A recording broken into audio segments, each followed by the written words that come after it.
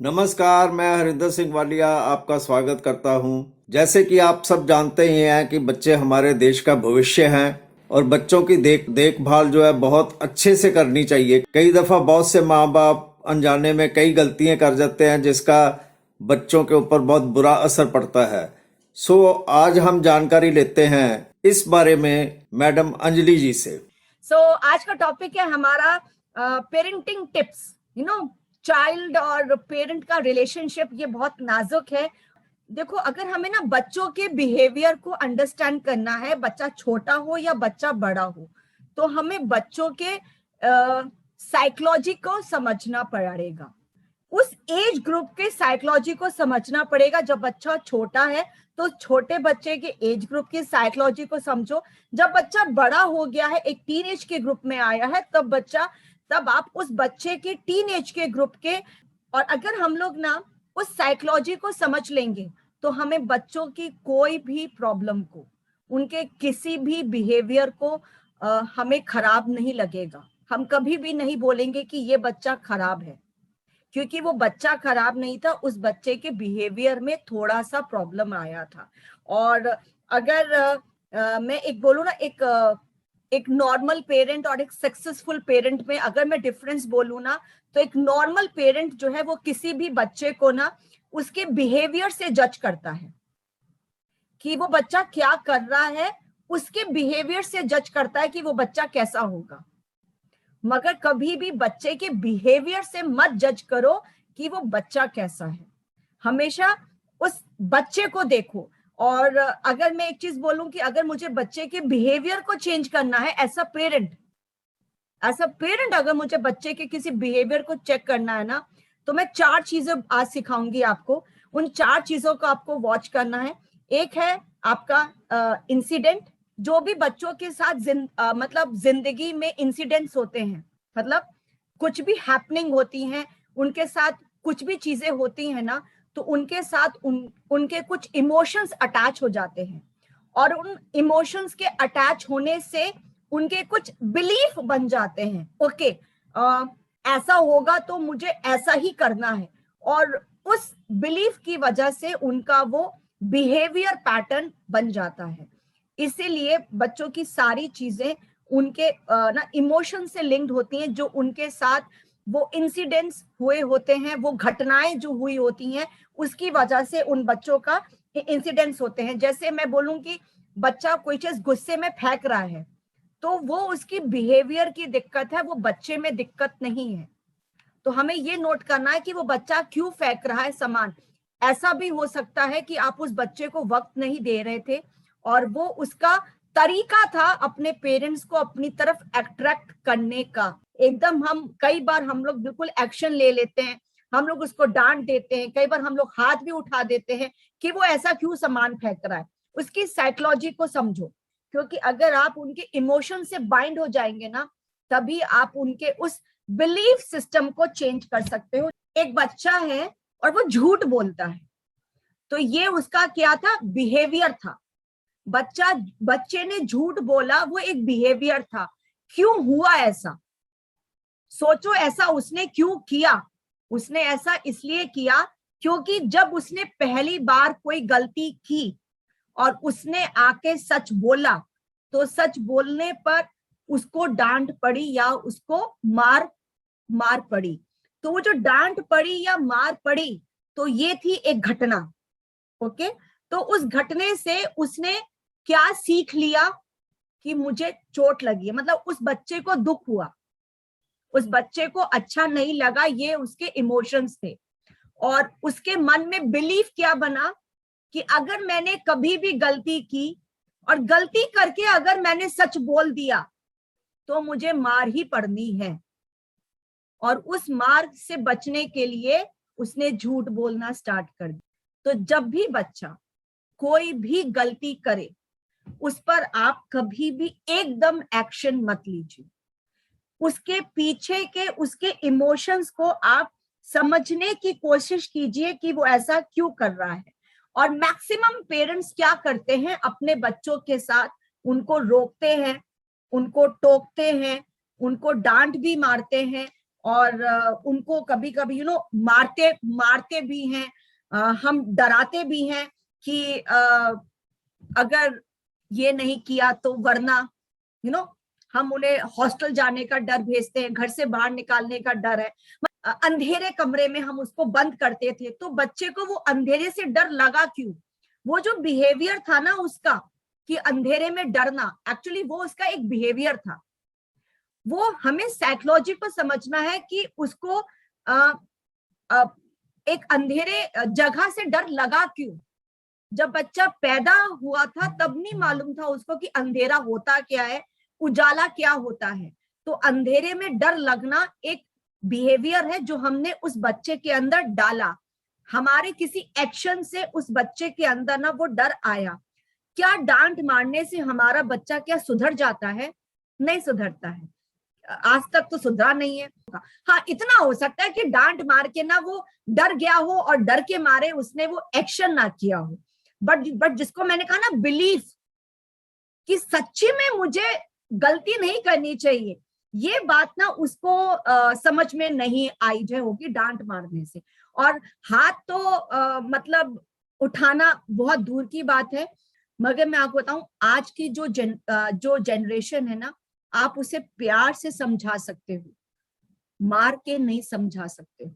ये जमाना बिल्कुल बदल गया है। तो अपने हाथ संभाल के रखो ऐसे प्यार करने के लिए। हाथ मारने के तो बिल्कुल भी नहीं, हाथ डराना भी नहीं है, ये डराना भी गलत है ना। उसको प्यार से संभालो। और फिर अगर सवाल आए कि प्यार से कब तक, प्यार से तब तक जब तक आप ना बदल जाएं, जब तक आप उसके इमोशंस को अटैच ना हो जाएं, जब तक आप ना समझ लें कि वो ऐसा क्यों मतलब बिहेव कर रहा है। और बहुत सारी मैं ना कॉमन मिस्टेक्स हैं जो कि पेरेंट्स अक्सर करते हैं, मैं आपको वो भी और बताती हूँ, अपने इसी स्लाइड से बताती हूँ आज मैं आपको। देखिए, चलो एक स्लाइड और है कि अगर बच्चा आपकी बात ना सुने तो इस बात से परेशान मत जो होइए। आप परेशान इसलिए होइए कि बच्चा आपको पूरा दिन वॉच करता है। बच्चा जो भी कुछ है ना वो आपकी जेरोक्स कॉपी बनता है। बच्चा वो नहीं करता है जो आप करते हैं, जो आप कहते हैं। बच्चा वो करता है जो आप खुद करते हैं। तो इसलिए आप इस बात से मत डरिए कि बच्चा आपकी बात नहीं सुनता। आप इस बात से डरिए कि बच्चा पूरा दिन आपको वॉच करता, आप कौन सी भाषा यूज कर रहे हैं। मैं आज अभी बताऊंगी मैं आपकी वो सारी भाषाएं जो हम लोग अक्सर घरों में यूज करते हैं, हमारे एक्शंस जो हम लोग अक्सर घरों में करते हैं। हमें क्या नहीं करना है, that is suggestions with fears. इसका मतलब क्या है, हम लोग ना बच्चों को ना बहुत सारा एडवाइस देते हैं, हम सजेशंस देते हैं कि आपको ये करो, बहुत सारी चीजें हम उन्हें बताते हैं। हम लोग कई बार ना उनको बताते बताते हम लोग उनको डराना स्टार्ट कर देते हैं। हमारी भाषा में ना एक नेगेटिव एफर्मेशंस आने स्टार्ट होते हैं। कैसे? ये नहीं किया वरना, जैसे खाना नहीं खाया तो वरना, ब्रश नहीं किया तो वरना, पढ़ाई नहीं की तो वरना, फर्स्ट नहीं पढ़ाई, मार्क्स अच्छे नहीं आए तो वरना, नहीं सोए तो वरना। मतलब हर चीज में ना हमारे वरना लग जाता, मतलब वो conditions, that is a negative affirmations. और कुछ समय के बाद अगर आप बच्चों को इतना डराएंगे, तो कहते हैं ना इतना भी मत डराओ कि वो डर भी खत्म हो जाए। तो उसको इतना भी मत डराइए अपने बच्चों को। और नहीं तो कुछ समय के बाद अगर आप उसे कोई अच्छी बात भी सिखाएंगे ना, तो उसको आपकी बात समझ में नहीं आएगी, क्योंकि बात बात पे आप उसे एक नेगेटिव एफर्मेशंस हम लोग उसको पास करते हैं। Second is the multi directional parenting. इसका मतलब क्या है, मम्मी और पापा एक है, मगर जब बच्चा होता है तो हमारी सोच होती तो एक ही तरफा है। हम दोनों चाहते हैं कि हमारा बच्चा एक अच्छा इंसान बने, मगर शायद दोनों के काम करने के तरीके बदल जाते हैं। अब जैसे फादर है, फादर ये सोचता है कि जो चीज मुझे नहीं मिली मेरे बच्चे को मिलनी चाहिए, तो वो उसको वो सब कुछ लाके देता है, वो प्रोवाइड करता है। मम्मी क्या सोचती है, अगर ये उसको सब कुछ दे दिया तो मेरा बच्चा बिगड़ जाएगा। तो वहां पे मम्मी और पापा दोनों के बीच में कन्फ्लिक्ट होने शुरू होते हैं, झगड़ा होता है, और उस झगड़े से बच्चा क्या सीखता है, मुझे पापा से कौन सी बातें मनवानी है और मम्मी से कौन सी बात मनवानी है। वो दोनों को एक अलग अलग एंटिटी मानता है और उस चीज को फॉलो करना स्टार्ट करता है। तीसरा है ऑलवेज यस मम्मी पापा। इसका मतलब क्या है, हम लोग अपने बच्चों को वो सब कुछ दे देते हैं, वो शायद इसलिए, जैसे मैंने अभी कहा ना, कि हमें जो बचपन में नहीं मिला तो हम चाहते हैं कि हमारे बच्चों को वो सब कुछ मिले, तो हम उन्हें वो सब कुछ दे देते हैं। और उसके देने की वजह से ऐसा नहीं कि हम गलत हैं, हमारा वो एक्चुअली हमारा वो प्यार करने का तरीका है। तो हम जब बच्चों को देते हैं ना, बिना उसके स्ट्रगल किए, बिना स्ट्रगल किए अगर हम उसको देते हैं ना, तो बच्चा उसकी वैल्यू नहीं करता है। और जब वैल्यू नहीं करता है ना, तो जैसे जैसे वो बड़ा होता है तो वो बच्चा ना उसको अपना हक समझना शुरू कर देता है, वो तो मेरा हक है अब। और हक से उसके अंदर इनडायरेक्टली एक डिमांडिंग नेचर आ जाता है, और जब भी वो डिमांडिंग नेचर आता है तो वो एक इनडिसिप्लिन चाइल्ड हो जाता है। फिर हम कहते हैं कि हमारे बच्चे के अंदर वो डिसिप्लिन नहीं है, वो पैसे को वैल्यू नहीं कर रहा। क्यों नहीं किया? क्योंकि हमने उसको बिना स्ट्रगल किए वो सारी चीजें दी। आज मैं आपको वो टिप्स भी बताऊंगी कैसे आप बच्चे को, छोटे बच्चे को, मैं ये नहीं कह रही कि छोटे बच्चे से आप काम कराओ और तब उसको स्ट्रगल करो, या आप बच्चे को कंडीशंस लगाओ। जैसे कई लोग ना कंडीशंस लगाते हैं पढ़ाई के टाइम, तुमने ये किया तो ये रिवॉर्ड दो। देखो रिवॉर्ड्स दो, मैं अभी रिवॉर्ड्स पे भी आऊंगी कि जब बच्चे बड़े होते हैं तो हम लोग को रिवॉर्ड्स कैसे देने चाहिए, क्या चीजें हैं जो पेरेंट्स को करनी चाहिए। पॉजिटिव सजेशंस, मॉरल स्टोरीज और power of team work, smile, ये क्या है? पॉजिटिव सजेशंस क्या है? आप बोलने से पहले सोचो, am I speaking anything negative? क्योंकि मैंने क्या बोला, बच्चा आपकी जेरोक्स कॉपी बनेगा।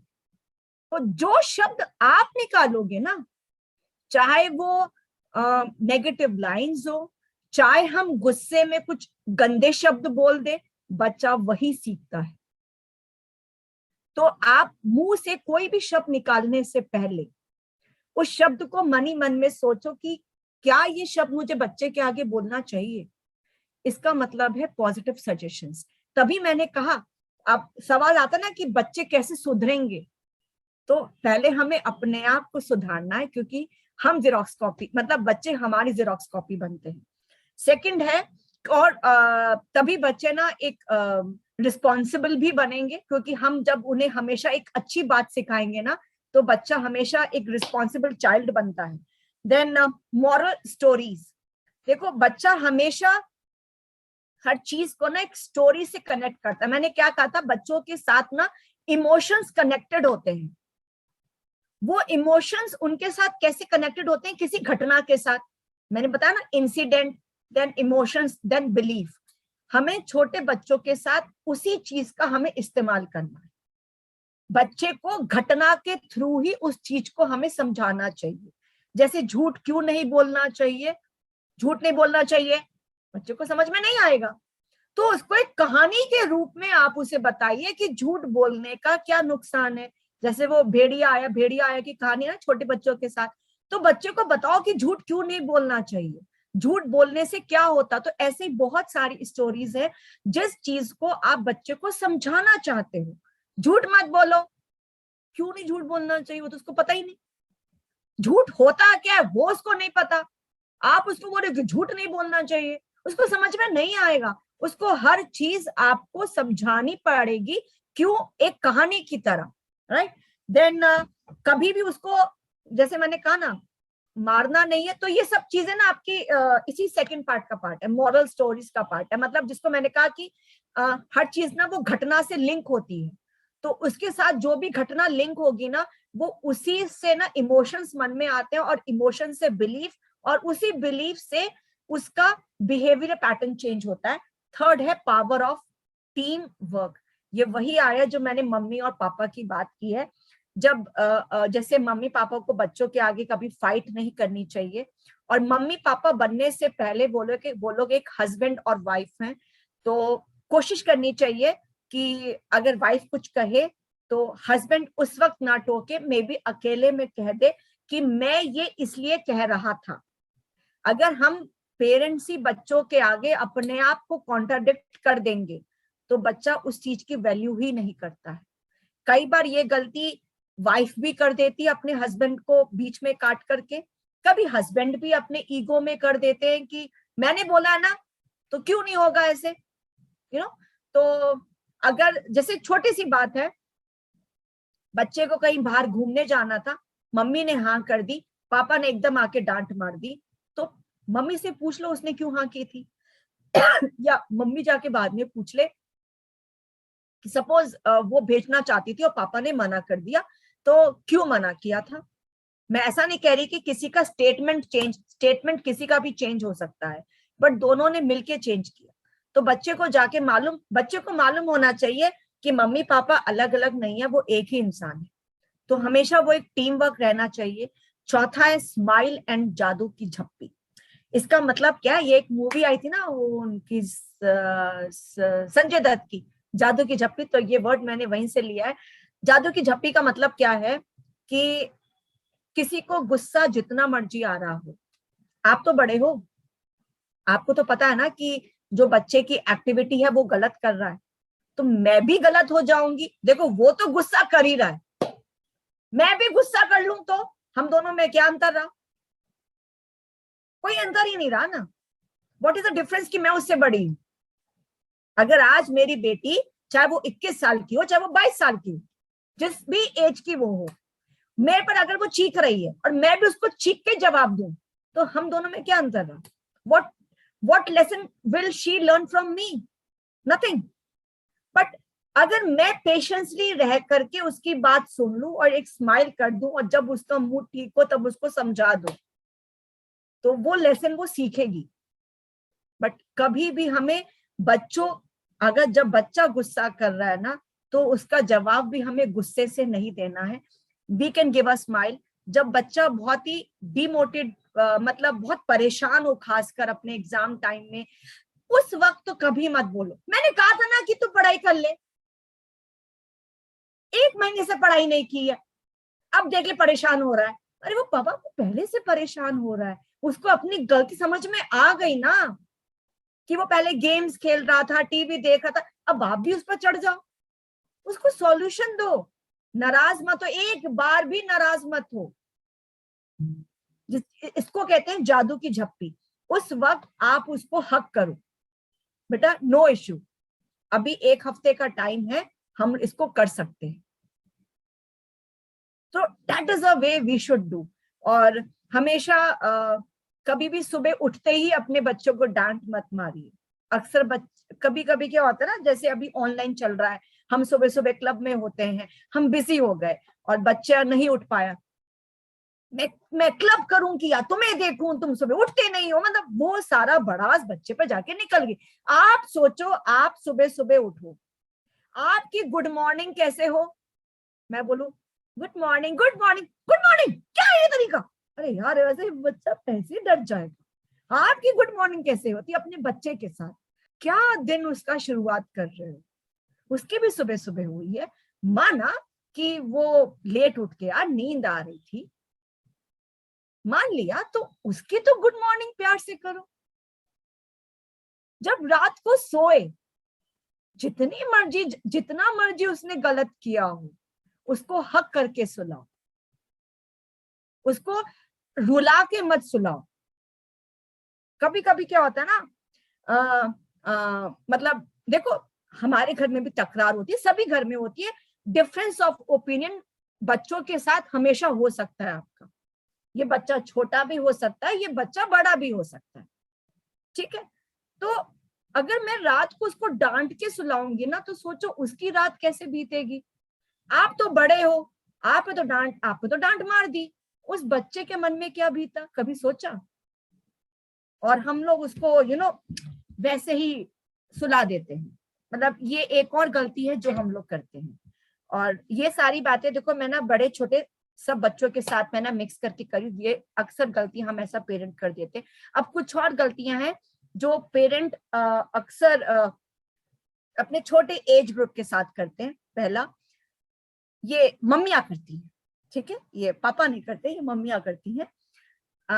जब हम दो लोग बात कर रहे होते हैं और छोटा बच्चा आके बोलता है मम्मी मम्मी, हम उसको डांट मार देते हैं, तुम जाओ अंदर, तुम देख नहीं रहे मैं आंटी से बात कर रहा हूँ या मैं कर रही हूँ, ठीक है। सो इस तरह की हम लोग बातें करते हैं। उसको उस वक्त मत डांटो, 2 मिनट सुन लो उसके बाद क्या कहने आया था और उसको वहां से फिर आप विदा कर दो।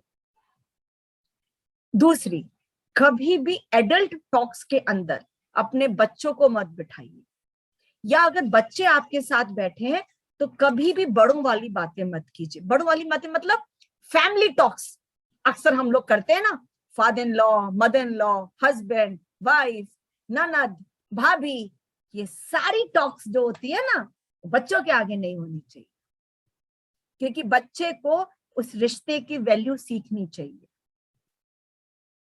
आपका डिफरेंस ऑफ ओपिनियन अपनी सास के साथ हो सकता है, अपने ससुर के साथ हो सकता है, अपने ननद, अपने जेठ, अपने जेठानी, देवर, किसी के साथ भी हो सकता है, मगर वो भी तो उस बच्चे के कुछ लगते हैं ना। तो आप इनडायरेक्टली क्या मैसेज उसके दिमाग में फीड कर रहे हो। और दूसरा, हमें कभी भी उसको डांट नहीं मारना चाहिए बात बात पर, खासकर किसी के भी आगे।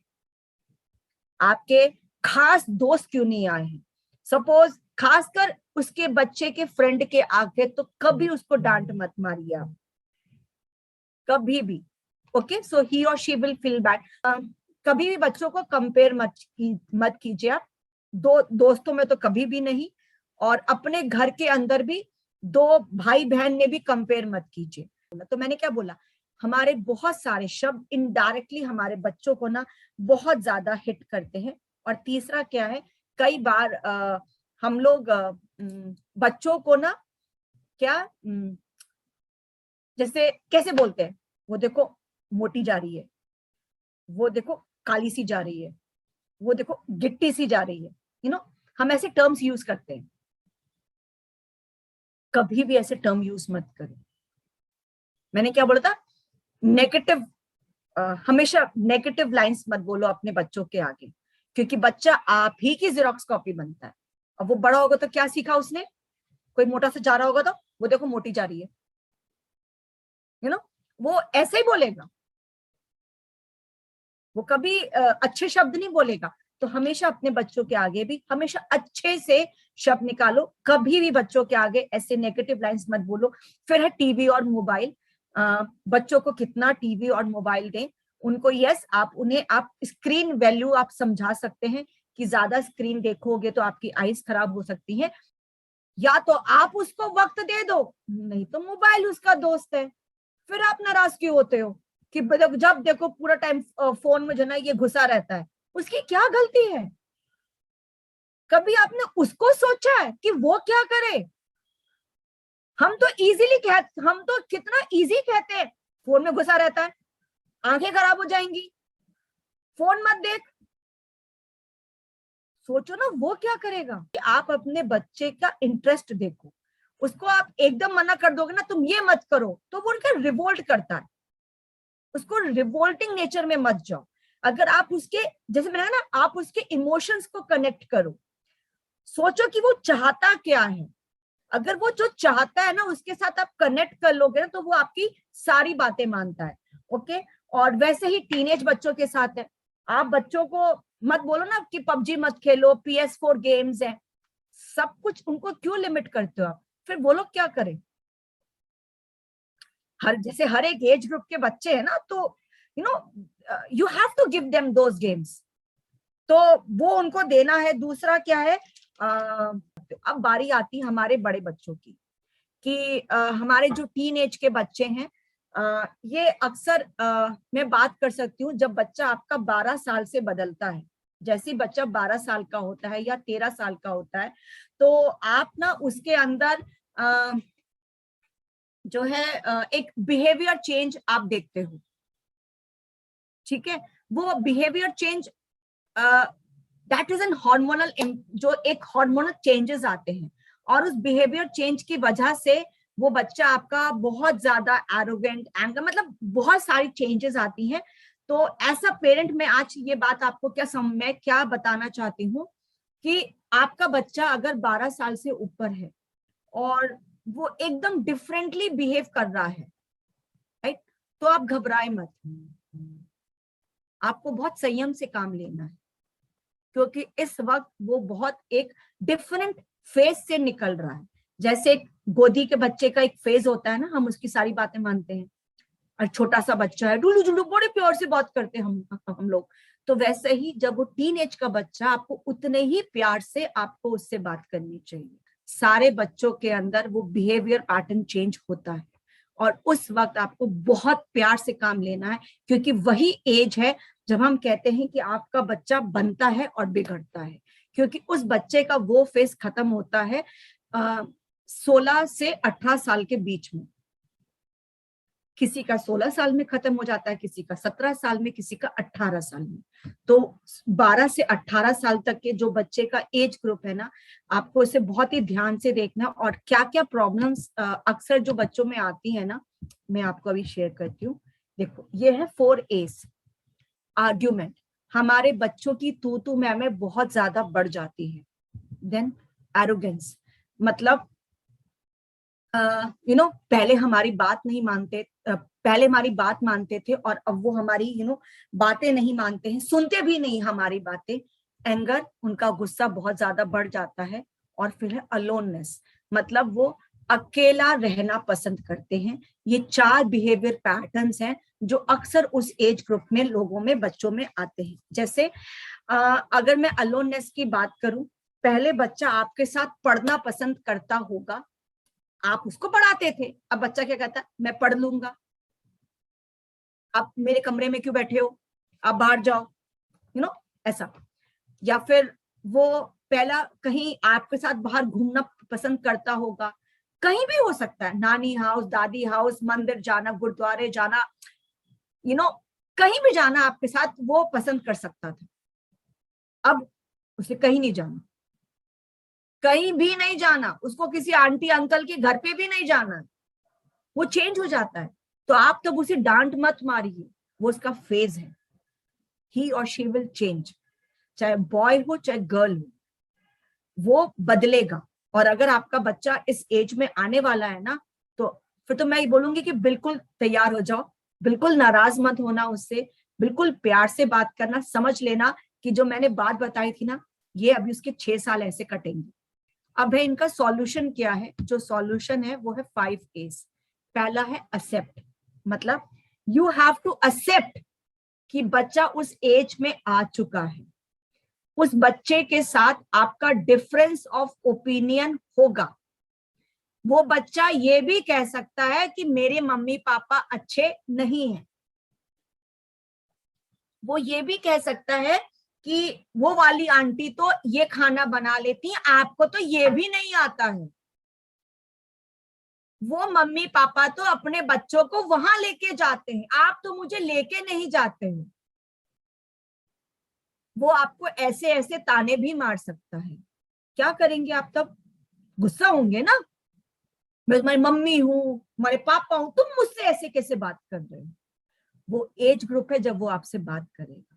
तब इसका मतलब ये भी नहीं है कि आप अच्छे मम्मी पापा नहीं हो, आप बहुत अच्छे मम्मी पापा हो, क्योंकि आप अपनी तरफ से पूरा बेस्ट आप उनको दे रहे हो। मगर वो एक डिफरेंस ऑफ ओपिनियन है जो उस बच्चे के साथ, जब वो बच्चा बड़ा होता है ना, वो अपने आप समझ लेता है कि मेरे मम्मी पापा बहुत अच्छे हैं, उन्होंने जो भी किया मेरे लिए बहुत अच्छा किया। मगर वो एक 6 साल है, वो जो 5-6 साल है ना उस बच्चे के साथ, एक्चुअली वो बच्चा उस वक्त नहीं समझ पाता है कि क्या सही है और वो क्या गलत है, और इसीलिए वो डिफरेंस ऑफ ओपिनियन आता है। जब कई बार माँ बाप गुस्से में आके हाथ भी उठा देते हैं, तुम मुझसे ऐसे क्यों बातें कर रहे हो, तुमने ऐसा क्यों कंपेयर किया, मैं तुम्हें वहां घुमाने, सपोज वो बोले कि वो तो फॉरेन ट्रिप में लेके जाते हैं, आप क्यों नहीं लेके जाते हो, ऐसी ऐसी बातें भी, मतलब कुछ भी आ सकता है। या उनके पास तो वो वाली कार है, आप क्यों नहीं लेते हो, बहुत सारी बातें। तो आपको अपने बच्चे को बहुत प्यार से आपको हैंडल करना है। ये मैंने मतलब ये मैं आपको सॉल्यूशन बता रही हूँ। Now second is appreciate the work. Appreciate क्या है? काम। जैसे मैं आपको बताऊं, जब बच्चा एक छोटा होता है, हम उसके सारी कामों को हम लोग अप्रिशिएट करते हैं ना, वो बच्चा जो काम करता है। और जैसे ही वो बच्चा बड़ा होता है, हम लोग उसको टेकन फॉर ग्रांटेड लेना स्टार्ट कर देते हैं। वो तो बड़ा हो गया।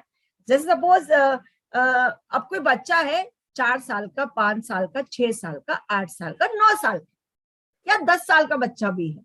वो अगर पानी का गिलास आपके कहने पर लेकर आया तो आप उसे क्या बोलते हो? थैंक यू बेटा। और अगर वही पानी का गिलास 15 साल का बच्चा लेकर आता है तो हम थैंक यू बोलते हैं? नहीं बोलते। वो थैंक यू शब्द ना हमारे भाषा से हट जाता है।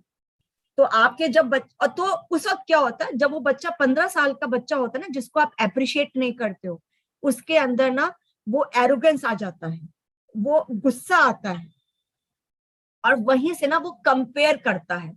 जब हम कहते हैं ना कि वो छोटे भाई बहन से प्यार नहीं कर रहा, क्योंकि वहीं पे आपने इनडायरेक्टली डिफरेंस क्रिएट कर दिया, कि आपने शो कर दिया कि मैं छोटे वाले से ज्यादा प्यार करता हूं। आपके मन में कुछ नहीं था, आपके मन में कुछ भी नहीं था, मगर हमने उसको बड़ा समझ लिया, और वो अपने आप को बड़ा भी समझता है और छोटा भी समझता है।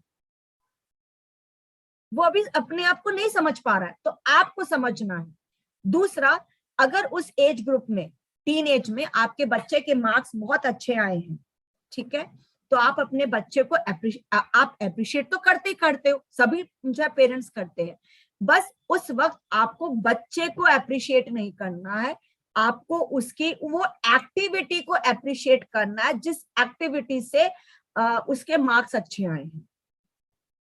आपको चेक करना है, मे बी उसने रिवीजन डबल किया हो, मे बी उसने लिख के याद किया हो, मतलब जो भी उसकी एक्टिविटी रही जिसकी वजह से उसके मार्क्स अच्छे आए हो, उसको उस एक्टिविटी के लिए अप्रिशिएट करना है कि बेटा आपने ना जो इस बार जो 2 बार आपने रिवीजन किया ना, या जो आपने इस बार 2 महीने पहले आपने जो अपना वर्क पूरा फिनिश कर लिया था, 2 महीने केवल आपने रिवीजन किया है ना, इसलिए आपके मार्क्स बहुत अच्छे आए हैं, वेल डन। तो उससे क्या होगा, वो सीखेगा कि मुझे लाइफ में आगे क्या करना चाहिए, क्योंकि आगे अभी कॉलेज में भी जाएगा। क्या तब भी आप उसको सिखाएंगे कि कितने दिन पहले आपको रिवीजन करना चाहिए? नहीं ना, तब तो वो अकेला होगा ना। तो उसको वो सीखना होगा कि लाइफ में जब भी कुछ एग्जाम टाइम है तो मुझे उस एग्जाम से 2-2.5 महीने पहले मुझे पढ़ाई करनी है। तो अगर आप उसके उस अच्छे काम को आप अप्रिशिएट करो, उस इंसान को मत करो। अगर आपने उस इंसान को किया ना, तो वो उसके अंदर ना एक ओवर कॉन्फिडेंस आ जाएगा, अरे मैं तो सब कुछ कर लेता हूँ। फिर वो उसी ओवर कॉन्फिडेंस में हमारे बच्चों के मार्क्स कम आते हैं, और फिर हम ही पेरेंट्स हैं जो उसके ऊपर हम लोग फिर नाराज होते हैं। तो तीसरा है एडवेंचर। एडवेंचर का मतलब क्या है? जब बच्चा छोटा था तब बच्चा हमारे साथ, जैसे मैंने अभी एग्जांपल दिया, हर जगह जाता था। जब बच्चा बड़ा हुआ वो नहीं जाता है, ठीक। तो ये भी एक फेज है। जब आप नोटिस करो, जब जो टीनेज बॉयज होते हैं, आप उन्हें कोई स्कूटी लेके देते हो, तो या अगर उनको गाड़ी देते हो 18 साल के बच्चे को, कभी आप उसकी ना ड्राइविंग को नोट करना, एकदम एक्सीलेटर पैर होता, जूम, उनको ना वो जूम वाली आवाज ना बहुत अच्छी लगती है। मतलब उनकी ना first kick, zoom, that zoom sound ना उनको बहुत अच्छी लगती है। क्या है वो? That is called the adventure, that is what they love. और हमें वही गुस्सा आता है, कैसे गाड़ी चला रहे हो? हम यंग बच्चों को स्कूटी देते हैं, स्कूटी चलाते हैं ना बच्चे, उसमें भी उनको वो जूम वाली आवाज चाहिए होती है। तो ये चीजें छोटी छोटी चीजें हैं। जैसे मॉल्स जाना है, मॉल में जाना अब आपके बच्चों को पसंद ही नहीं आएगा। मतलब आपके, मतलब जो बच्चे बड़े होने शुरू हो जाते हैं, उनको मॉल जाना अच्छा नहीं लगता। उनको कहाँ अच्छा लगता है? कैफे में जाना, लॉन्जेस में जाना, बाउलिंग एलीज जो होती हैं, जैसे नोएडा गुड़गांव, ऐसी जगह जो एडवेंचर जो एरियाज होते हैं, वहां जाना उनको अच्छा लगता है। तो वहां जाना पड़ेगा ना आपको। या आप उनके साथ जैसे बैडमिंटन है, वो खेलना स्टार्ट करो आप उनके साथ। बैडमिंटन है, पिलो फाइट्स है, ये सारी, जिन बच्चों को जैसे बॉयज है वो क्या PS4 खेलते हैं, तो आप एज अ पेरेंट उनके साथ खेलो, you have to get involve with them, क्योंकि अगर आप उनके एज ग्रुप के नहीं बनोगे तो वो अपने दोस्त कहीं और ढूंढ लेंगे, और अगर उन्होंने अपने दोस्त कहीं और ढूंढ लिए तो हमारे लिए बहुत प्रॉब्लम वाली बात हो जाएगी। तो कभी भी आप उनके दोस्त बन के रहिए। दूसरा, कभी भी ये अपने अंदर ये बात मत लेकर आइए कि मैं उनके मम्मी या पापा हूं। इस वक्त आप उनके मम्मी पापा नहीं हो, इस वक्त तो आपको उनका दोस्त बनना ही पड़ेगा। समझना पड़ेगा कि वो बच्चा क्या चाहता है। आपके बच्चे के अंदर वो पीयर प्रेशर भी आ सकता है, फोन को लेकर के, किसी गैजेट को लेकर के, वो आपको देना पड़ेगा। अदरवाइज बहुत नेगेटिव, ये आज की डेट की नीड है, ये आज के डेट की नीड है। अदरवाइज वो कंपेयर करना स्टार्ट कर देगा हर बात बात पर। आई एम नॉट सेइंग कि मतलब देखो आप वो देखना, बट ये चीज कॉमन इश्यूज है जो हर घर में आता है, राइट। और इसलिए जैसे मैं आपको बताऊं, जैसे बच्चे कहते हैं मुझे बाहर घूमने जाना है, तो आप खुद उनके साथ जाओ, जो जगह उनको पसंद हो, व्हाट दे लाइक। और इसी में ना एक चीज और भी आती है, जब बच्चे आपके टीन एज में होते हैं ना, तो जिसे कहते हैं कि स्कूल लेवल पर एक इन्फेचुएशन की एक एज आती है, जब आप किसी ऑपोजिट जेंडर को, जैसे बॉयज गर्ल्स को देख करके, गर्ल्स बॉयज को देख करके अट्रैक्ट होते हैं, तो वो भी वही सेम एज है। उस एज ग्रुप के बारे में आपको बच्चों को बताना पड़ेगा। You will have to tell them कि आपकी जिंदगी में अभी ऐसा हो सकता है, आपको कोई लड़का ऐसे अच्छा लग सकता है, या आपको कोई लड़की ऐसी अच्छी लग सकती है। मेरे साथ भी ऐसा हुआ था। मतलब आपको बताना पड़ेगा, जिससे कि अगर उसके साथ जिंदगी में कभी ऐसा हो तो वो आपको आके बता सके, क्योंकि अगर उसने नहीं बताया फिर गलत हो जाएगा, फिर वो उस सिचुएशन को हैंडल नहीं कर पाएगा, उसका दिमाग पढ़ाई के अलावा कहीं और घूमना शुरू हो जाएगा, जो हम सब लोग जानते हैं। तो उस चीज से अगर हमें अपने बच्चे को बचाना है तो आपको उसके साथ घुलना मिलना पड़ेगा, ठीक। दूसरा, एक चीज बॉयज के साथ आती है, वो है हमारी बैड हैबिट्स, जो कि सोशल लाइफ में स्टार्ट होती है, जिसको कहते हैं स्मोकिंग, हुक्का पार्टीज, देन अल्कोहल। तो हो सकता है कि आपके घर में कोई अल्कोहल ना पीता हो, बट आपका जो बच्चों का फ्रेंड सर्कल है ना, आपको थोड़ा सा जानना होगा। आप ये भी नहीं कह सकते हो अपने बच्चों से तुम घर से बाहर नहीं निकलोगे। आपने ऐसा किया, आपने अगर उनको रोका, तो बाहर जब वो जाएंगे ना तो वो बिल्कुल बिगड़ जाएंगे। तो आपको उनको सही और गलत सिखाना है, और थोड़ा सा ना उनको जिंदगी के साथ आप जूझने दो। जब वो गलती नहीं करेंगे ना तो कभी वो सीखेंगे भी नहीं। हम लोग कई बार ऐसा पेरेंट बहुत ज्यादा ना ओवर प्रोटेक्टिव हो जाते हैं, हम उन्हें कुछ करने ही नहीं देते हैं। हम एक्सपेक्ट करते हैं कि वो बच्चा जो भी करे वो सही करेगा। ऐसे कैसे हो सकता है? उस बच्चे को गलती तो करने दो, तो गलती करेगा तभी गलती से वो सीखेगा भी। गलती ऐसा नहीं कह रही कि मैं आप उसे अल्कोहल पीने दो या कोई गर्लफ्रेंड, अरे गलती मतलब कोई भी गलती हो सकती। उस गलती से बचाने तो मैंने बोला ना कि आप उसके दोस्त बन जाओ। जैसे आप अगर अल्कोहल पीते हो, तो अगर आप अल्कोहल पीते हो तब तो अपने बच्चे को आप समझा सकते हो, देखो बेटा मैं पी रहा हूं मगर ये चीज मेरी गलत है और मैं इसको ऐसे पीता हूँ। और बेटा अगर आप नहीं पीते हो, क्योंकि आपके बच्चे को पता ना कि आप पीते हो, तो आप उसे खुल के बता सकते हो। और अगर आप नहीं पीते हो और बच्चे को बताना है, तो एक काम कर सकते हो, आप अपने बच्चे को उस चीज टॉपिक के ऊपर एक प्रोजेक्ट वर्क बनाने को बोल दो, क्योंकि उस एज ग्रुप में सारे बच्चों को यूट्यूब देखना आता है। आज की डेट में सारे बच्चों को पावर पॉइंट पे काम करना आता है। तो बच्चों के काम दे दो, find the why is smoking is good और बैड, इज हुक्का इज गुड और बैड, इज अल्कोहल गुड और बैड। अब क्या होगा, जब वो उसके बारे में फाइंडिंग्स करेगा उसको अपने आप मालूम हो जाएगा कि क्या सही और क्या गलत है। इसको कहते हैं थर्ड पार्टी अप्रोच।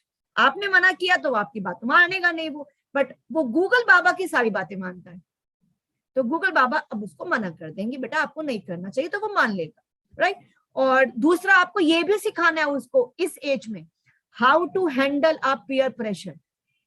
सबसे बड़ी चीज, जब बच्चा आपका 16 से 18 साल की एज में आता है ना, उसके ऊपर पीयर प्रेशर बहुत ज्यादा होता है किसी भी गलत काम के लिए, चाहे वो अल्कोहल पीना हो।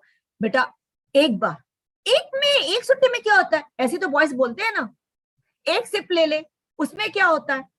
तो आपको बताना पड़ेगा एक सिप का मतलब क्या होता है, एक गश का मतलब क्या होता है, कुछ भी आपको बताना पड़ेगा। अगर आप नहीं बताएंगे, छुपा के रखेंगे, तो वो उसके दोस्त उसका फायदा उठा लेंगे।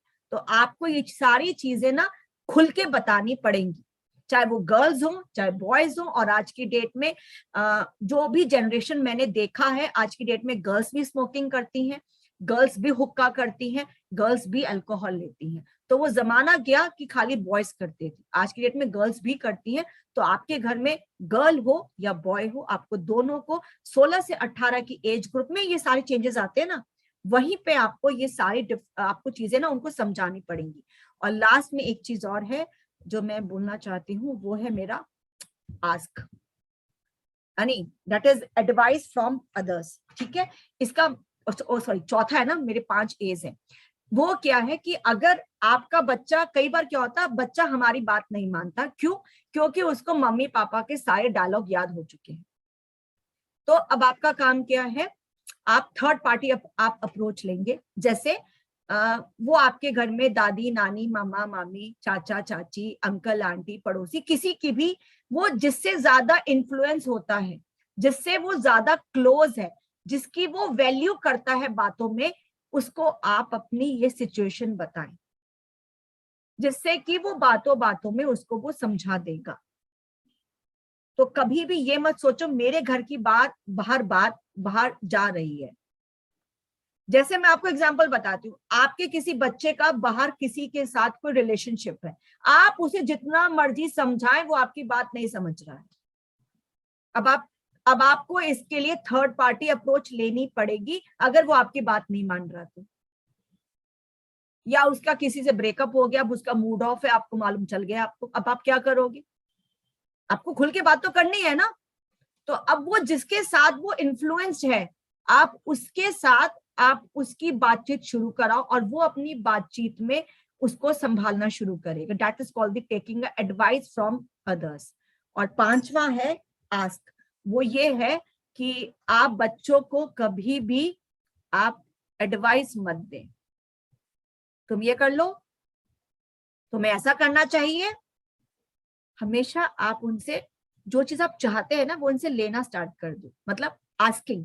जैसे आप चाहते हैं कि आपका बच्चा पढ़ाई करे, वो नहीं पढ़ रहा है, तो आपको क्या बोलना है, बेटा आपके मार्क्स, बेटा आपके एग्जाम्स आ रहे हैं अभी बोर्ड्स के 1 महीने के बाद ही, 19 से ना आपके एग्जाम्स हैं, तो हमें इसका टाइम टेबल बनाना है। आप ऐसा करो, अपने हिसाब से आप ना टाइम टेबल बनाओ आप पढ़ने का। अब वो टाइम टेबल खुद बनाएगा और खुद काम करेगा। मैं बोलूं कल से पढ़ने बैठ जाओ, अब मैं बनाऊंगी ना, वो फिर नहीं समझ में आएगा उसको, वो उसको ना रिवोल्ट करेगा। आप उससे खुद मतलब यू शुड आस्क हिम और हर कि तुम शेड्यूल बनाओ, या आप उसको सजेशंस देना स्टार्ट करो। जैसे बेटा आप अपने ना पढ़ने का टाइम फिक्स कर लो, चलो अभी बोर्ड्स नहीं है, ठीक है, आप अपने ना पढ़ने का टाइम फिक्स कर लो, 4 बजे से पढ़ना चाहते हो, 6 बजे से या 7 बजे से। तो आप उसको ऑप्शन, अब जो बच्चा टाइम फ्रेम देगा ना, वो उसको अपने बात को तो वैल्यू कर लेगा ना वो, क्योंकि तब वो उसकी ईगो पर बात आएगी, मैंने ये टाइम फिक्स किया था, मैं ये काम नहीं कर रहा हूं। तो आप उसके साथ वो सारी चीजें करना स्टार्ट करो। उम्मीद है हमारी यह वीडियो और हमारी यह जानकारी आपको बहुत पसंद आई होगी। ऐसी ही किसी और जानकारी के साथ आपके सामने फिर हाजिर होंगे। तब तक के लिए हमें दें इजाज़त। शुक्रिया।